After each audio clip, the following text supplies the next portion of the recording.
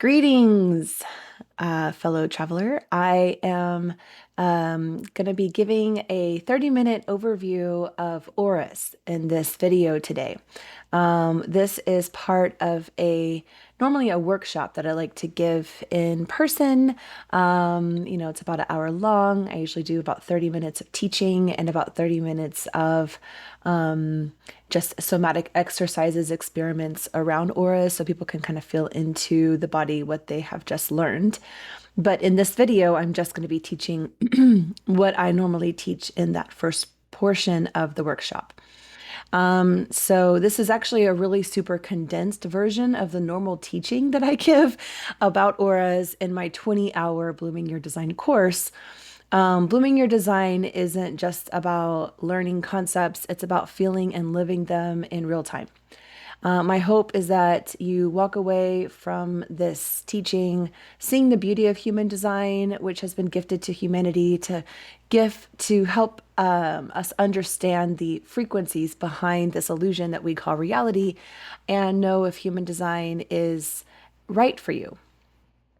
So, first off, why should you explore human design? And the main reason is to experience our true nature.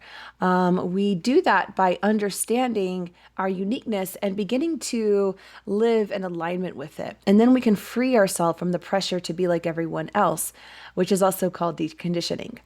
Deconditioning wakes us up to who we really are and gives us permission to stop performing, to show up as ourself and to extend that same compassion to others. By aligning with our inner authority, we start making decisions that naturally move us towards our life purpose, and life becomes less of a struggle and more of a flow. And we find our right place, and we connect to the right people, and the opportunities then begin to meet us. As we decondition, our true frequency comes online, and with it, we get clarity, direction, and the deep relief of finally being ourselves, all without having to use our mind to figure it out.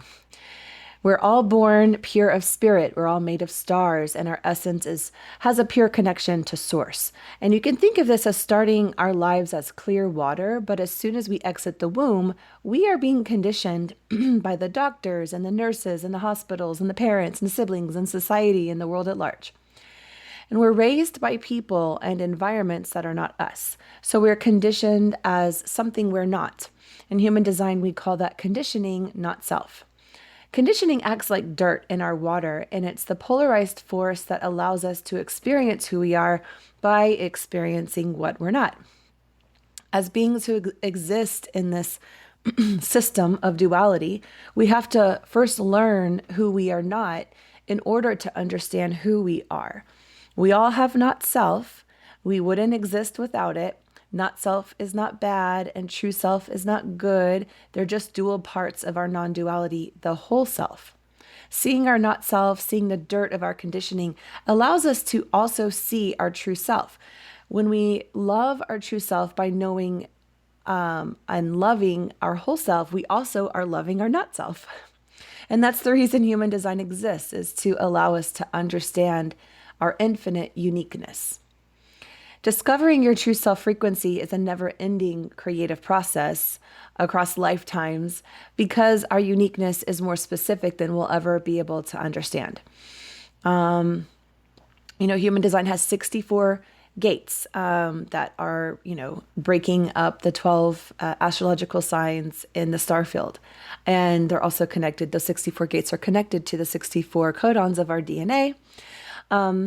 They are related to the I Ching hexagrams, the 64 hexagrams of the I Ching.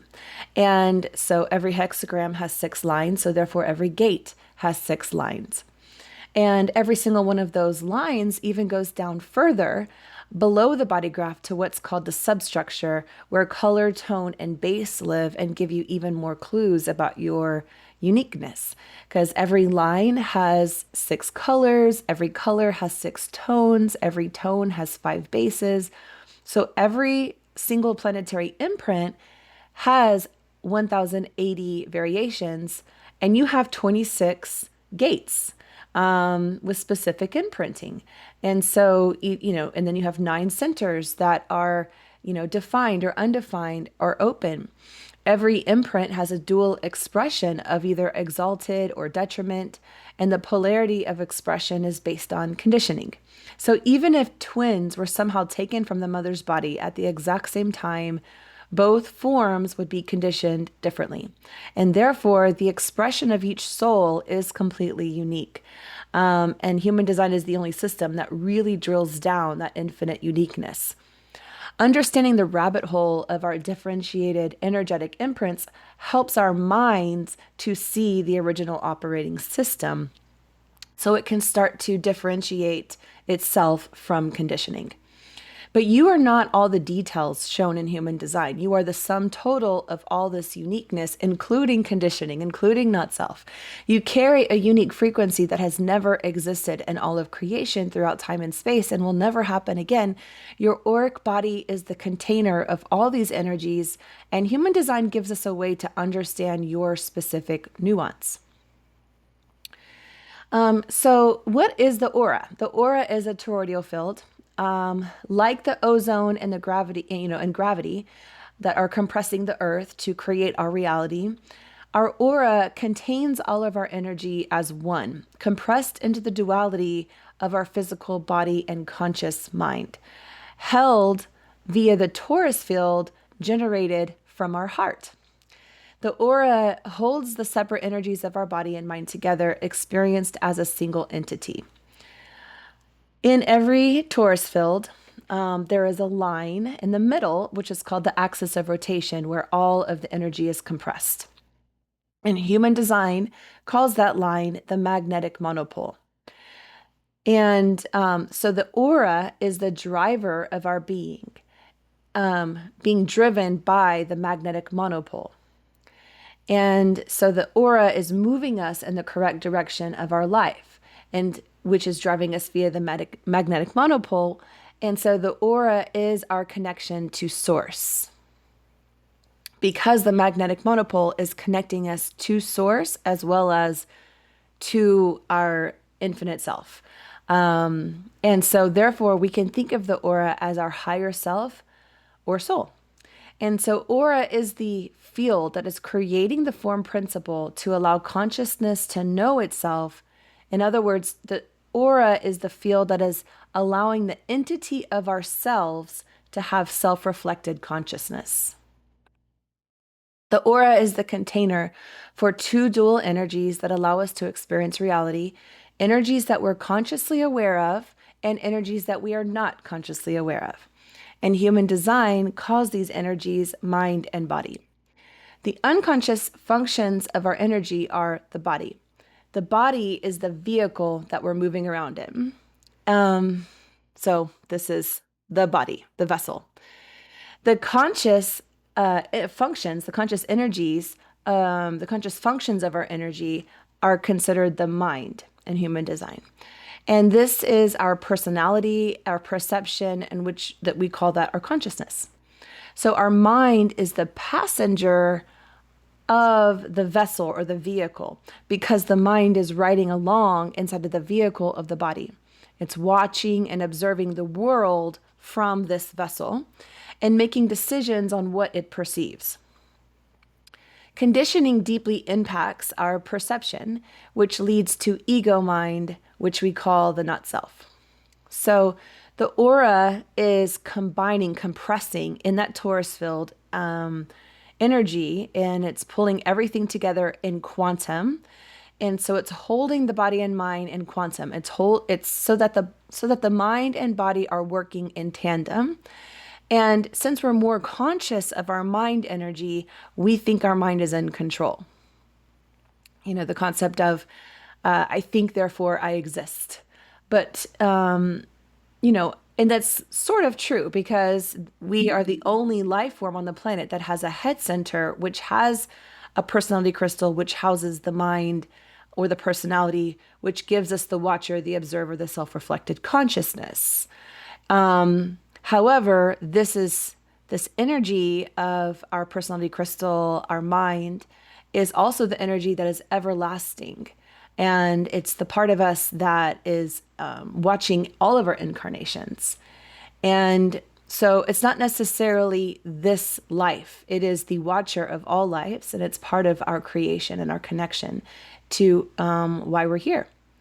And then the design crystal, which is where the body or the vessel, the unconscious energy, this energy comes from the earth. And, we gain this whenever we're, born into this program.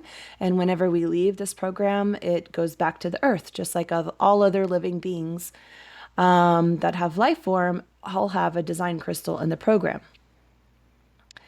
And then the aura is actually holding both of these energies together, the mind and the body, holding it together in our heart center, in our G center, via the magnetic monopole. The axis of rotation of our torus field is holding all of this together.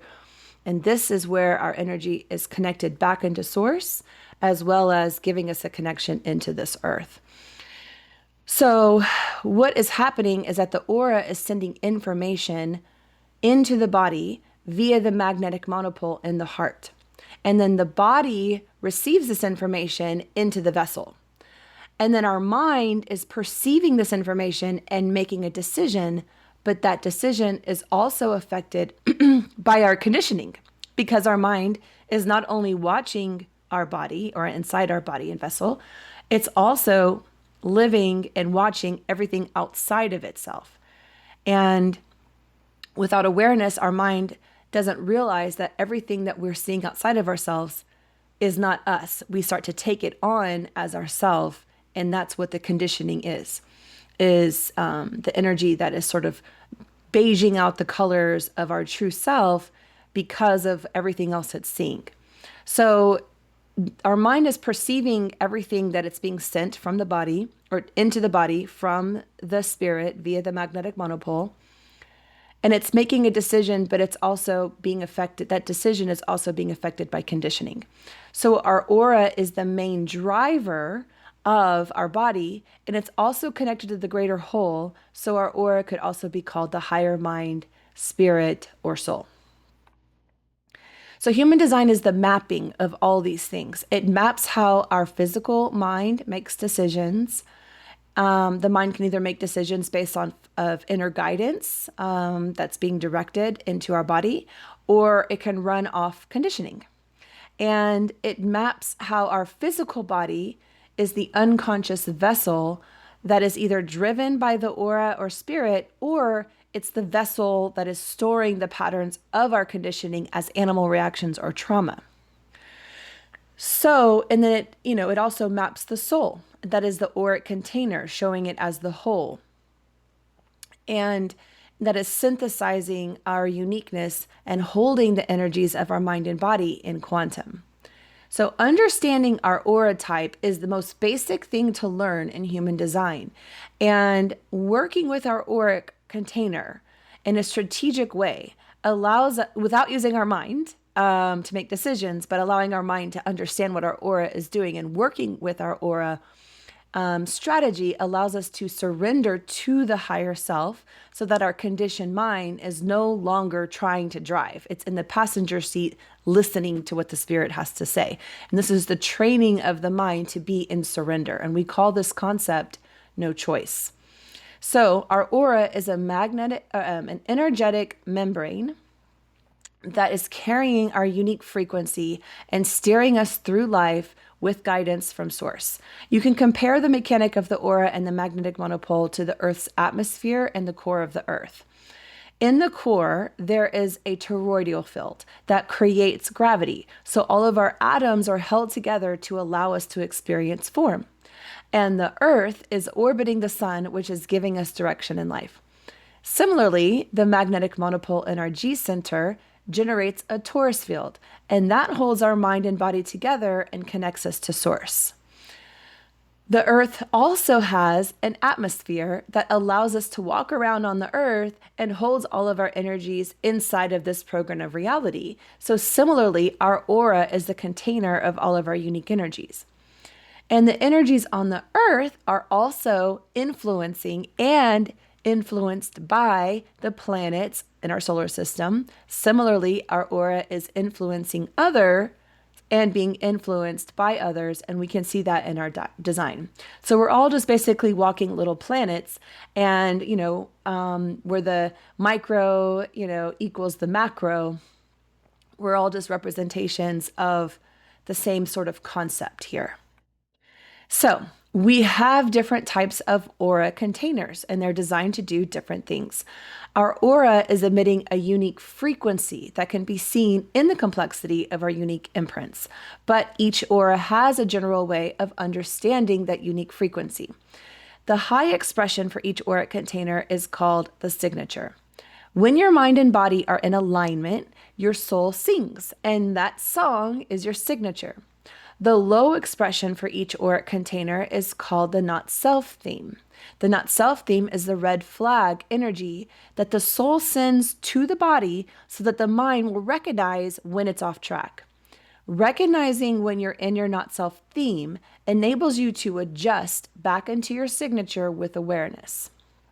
And that adjustment is not made in the mind. The mind has to be retrained to be aware of when it is in the not self theme. So the tool that human design gives to retrain the mind to move back into alignment is called strategy. So I'm going to quickly go over each aura type, signature, not self theme, and strategy. Okay, so before we get into each aura, I want to explain the reason that we have different aura types. It is to further the creation life cycle.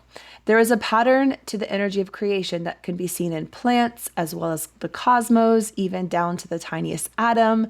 And this pattern can be seen in the way our aura types work together.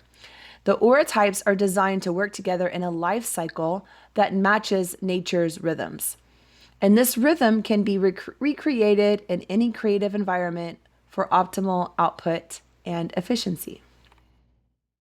So, first step is generator and manifesting generators, auras. They have the same aura field.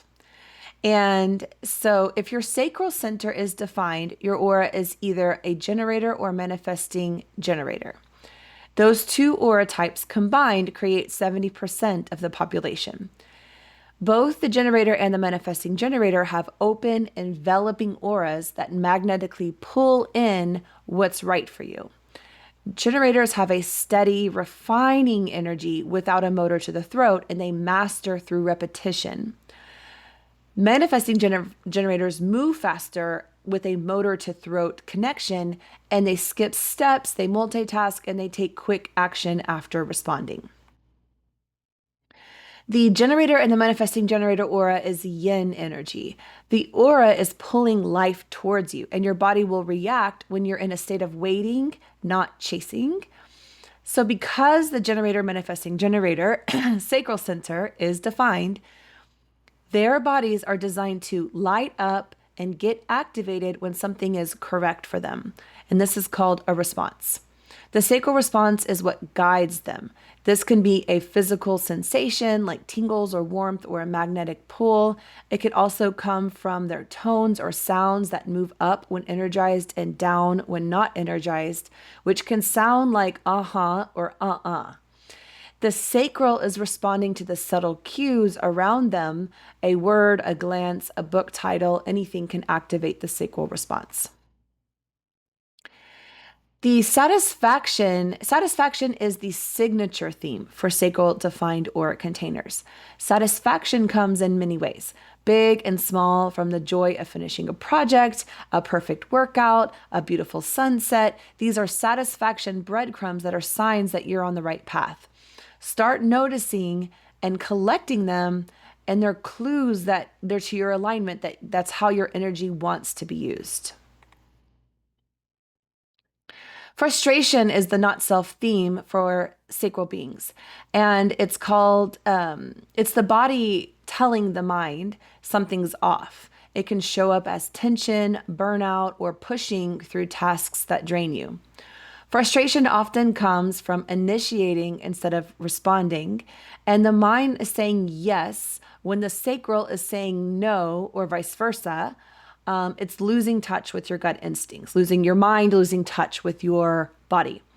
So alignment begins with surrender, trusting your aura to magnetize and what's right for you and following your gut response. Waiting for the sacral response is meditation and action. Most of the world is conditioned to chase instead of attracting. But sacral beings who try to initiate from the mind rather than from the energy pushing the body will be spending their energy in ways that lead to resistance, burnout, and frustration. Waiting doesn't mean you're doing nothing. You can focus on, something small that lights you up while you're waiting on the divine timing for big things. Even if you're waiting in line at the DMV or the airport, how can you do something that activates you or gets you excited or happy while you're just standing there, basically? Next is the manifestors. They make up about 9% of the population, and they are initiators in human design. Their auras are bringing in new codes of creation into the planet. And they're here to spark action and catalyze change when they get the download. They have a closed, repelling aura that protects their process, and it helps them to move independently and without interference when they're in alignment. The manifestor aura is closed and repelling to protect their independence so they can push their new ideas forward. Their aura is very dense, like a heavy marble or a shark cutting through water in fish-infested waters, clearing the space as it moves. The aura, manifestor aura, is pushing the energy forward, and it's repelling interference so that manifestors can stay focused and in control, and their actions have an impact wherever they go. Their aura is also magnetic to draw in others, to pull in the people, places, and things that help further their agendas. And simultaneously, their aura is pushing out any limitations that are not enabling them.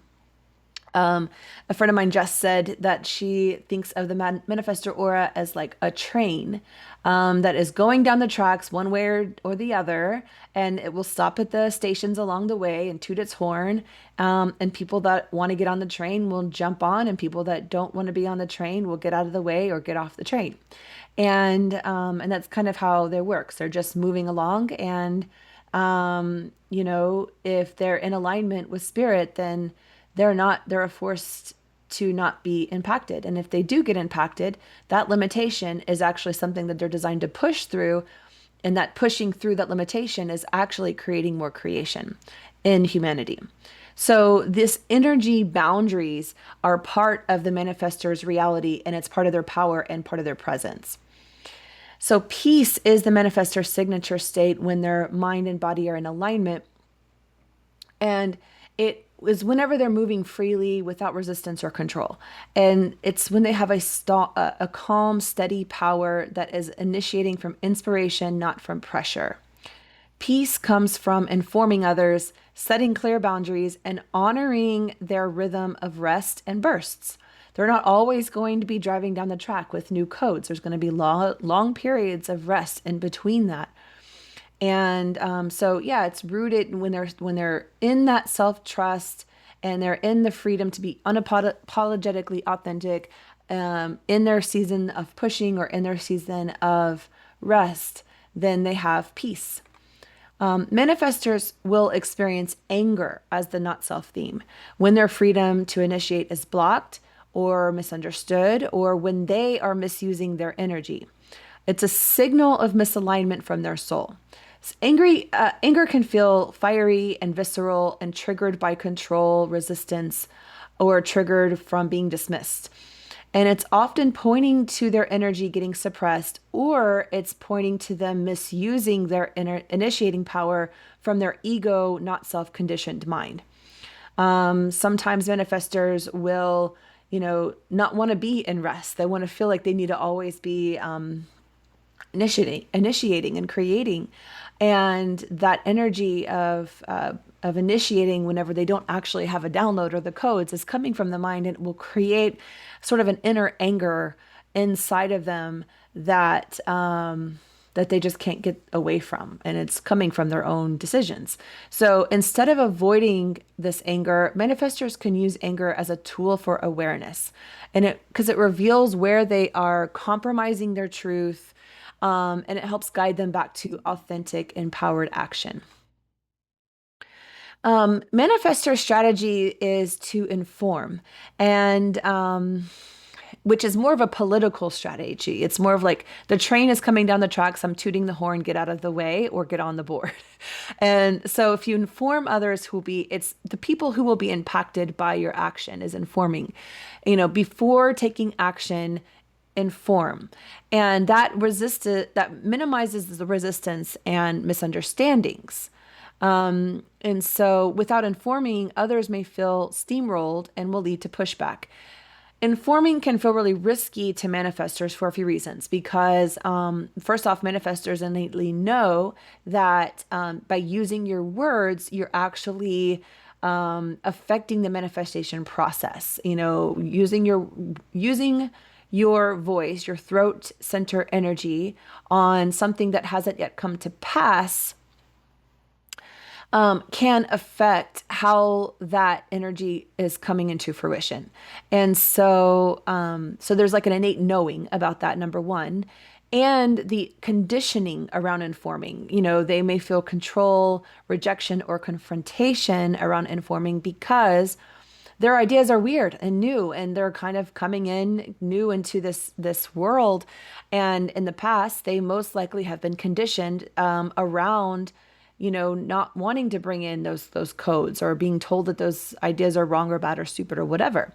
And so sharing their ideas with the wrong people and getting pushback, and then kind of creates an innate sense of distrust in their own self. So the key to inform is to inform those who are going to be impacted first, to clear the way for the creative flow. And it's not asking for permission, but it's about creating clarity and reducing friction. It's a political strategy to help you further your agenda. And when it's mastered, informing leads to less anger and much more peace. Projectors are about 22% of society. Projectors are designed to guide, manage, and direct the energy of others. Their purpose is not to generate energy, but to optimize and oversee its use.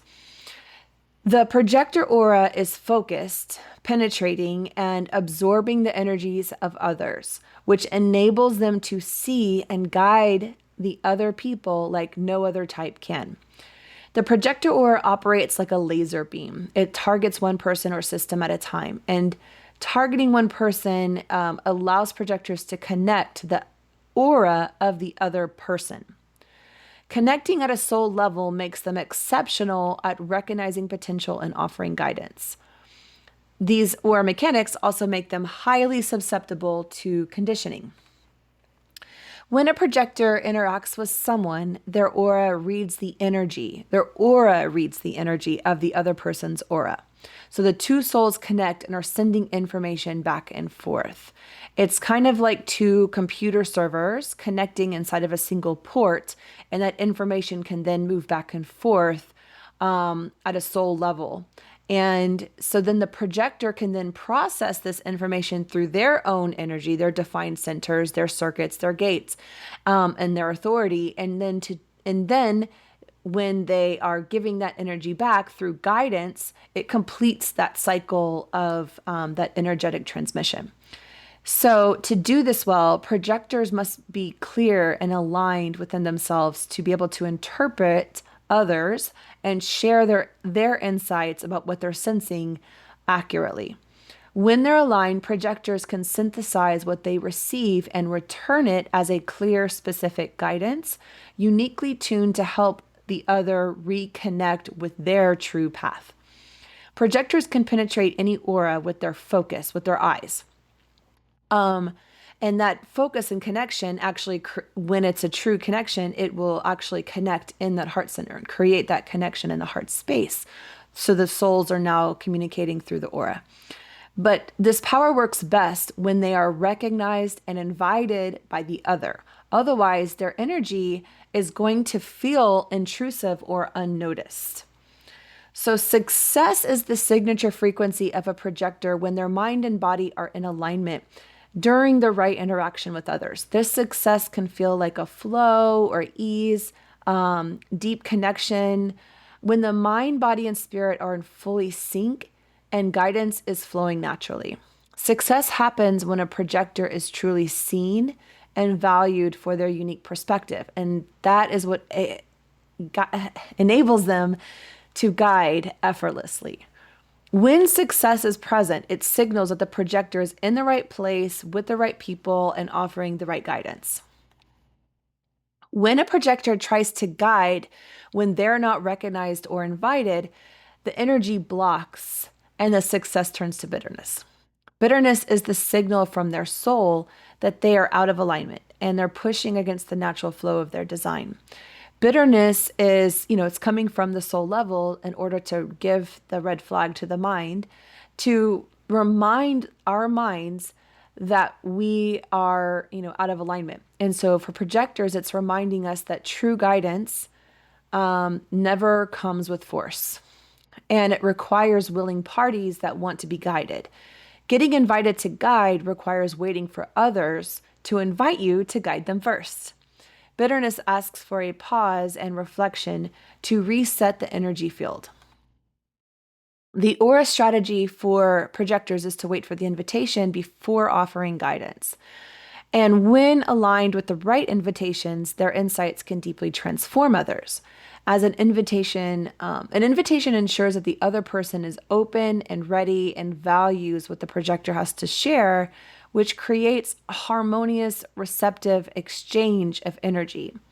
An invitation isn't just spoken words, it's an energetic opening. And without it, even accurate guidance can feel intrusive or overwhelming. And projectors can see the solution clearly, even if they're not invited. They can tap into the energy field and see what's going on and sense the person's response for them even, the kind of the soul calling them for their guidance. But the mind of the other person has to be willing and ready and able to be open to both. That's mind and body are both in connection. If the mind is conditioned or not ready, we're all running on our own divine timing. And so if a projector tries to offer their guidance uninvited, they may interrupt someone else's growth process and feel rejected or ignored and bitter. So waiting doesn't mean doing nothing, though. Projectors can thrive when they follow what lights them up. Enjoying life and being where they feel good is one of the best ways to attract aligned invitations. And then the last aura type is reflectors. They only make up 1% of the population. They are the rarest human type and they are the most complex. They have no defined centers, making them completely open and receptive to the energies around them. This openness allows reflectors to act like a mirror, reflecting the health and the well-being of their community. Reflectors, their openness allows them, their aura openness allows them to sample and reflect the energies that they encounter, and that allows them to get a lot of wisdom, from their environment. Excuse me. Their aura is often described as Teflon. It doesn't absorb energy like other types. Instead, energy slides off and bounces back, and it makes them sort of like energetic mirrors rather than sponges. Reflectors are lunar beings, while the rest of us are solar beings. And so reflectors are drawing energy from the moon and really the solar system and ultimately source. 99% of the people of the rest of us, besides reflectors, are conditioned primarily by people. Reflectors are conditioned primarily by transits.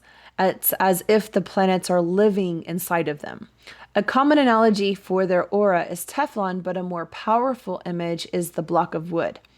When a reflector engages briefly with somebody, it's like pouring water on a block of wood. The energy is absorbed temporarily, but quickly evaporates, leaving the wood unchanged. With prolonged exposure, like soaking the wood in water, the wood will warp. And that's whenever conditioning will happen after a reflector is in a presence of a lot of people or in a home environment. Sure, their conditioning will eventually start to warp just like the rest of us, but you know, it will distort their natural state. But the transits are like a direct conditioning.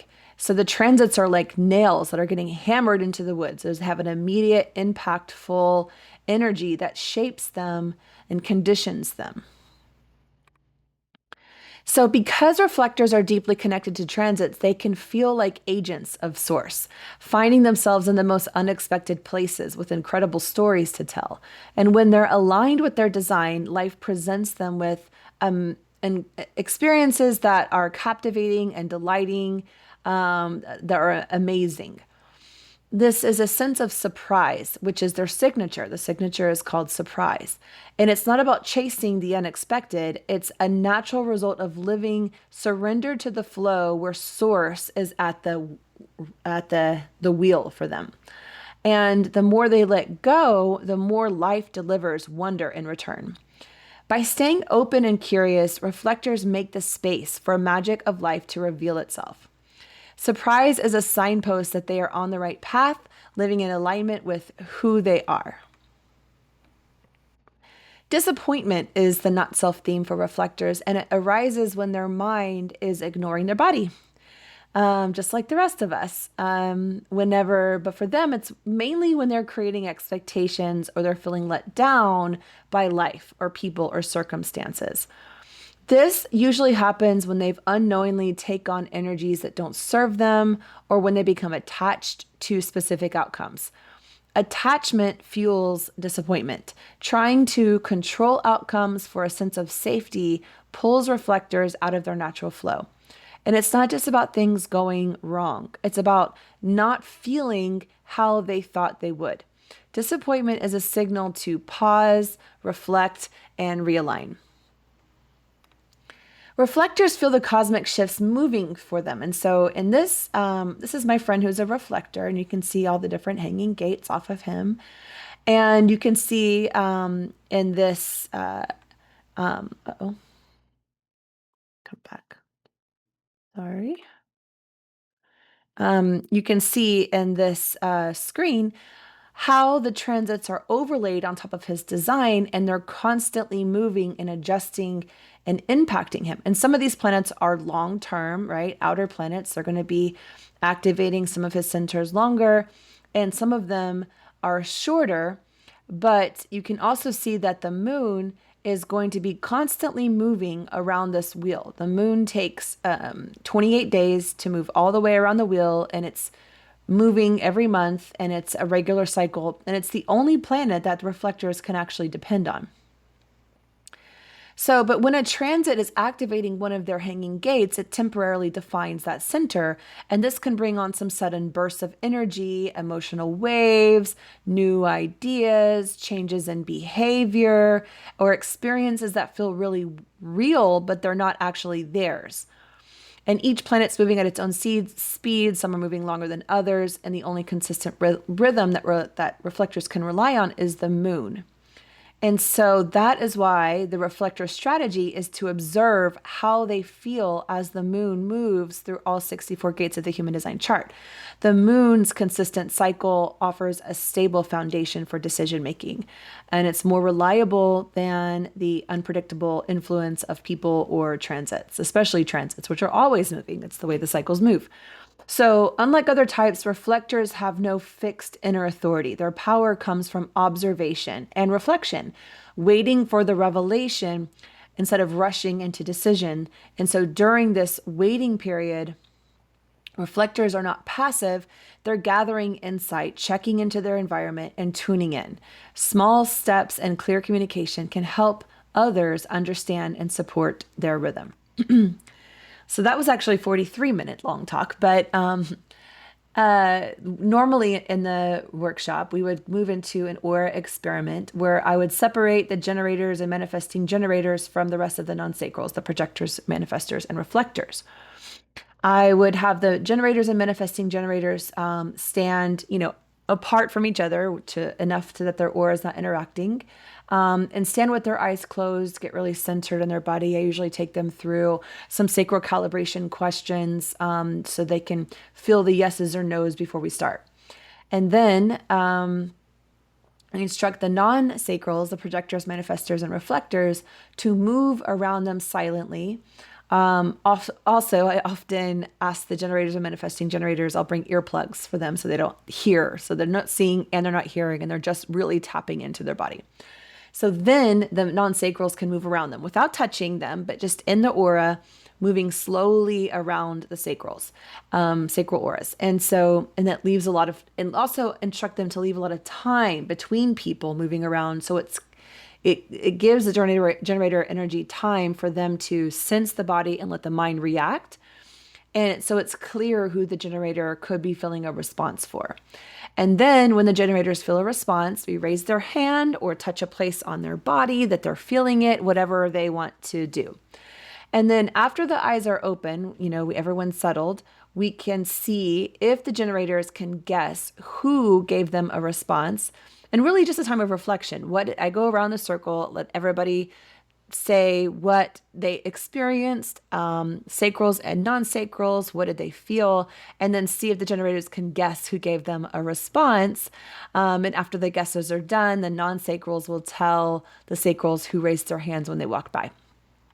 So yeah, that is my aura workshop. I hope you enjoyed it. If you have any questions, you can get in touch with me, and we can, book a call, book a reading. I also do my teaching classes. I do coaching, and I also have a free WhatsApp group that you can join just to get in touch with other people who are also on this journey of human design and wanting to explore their experiments. So thank you very much. Have a good day.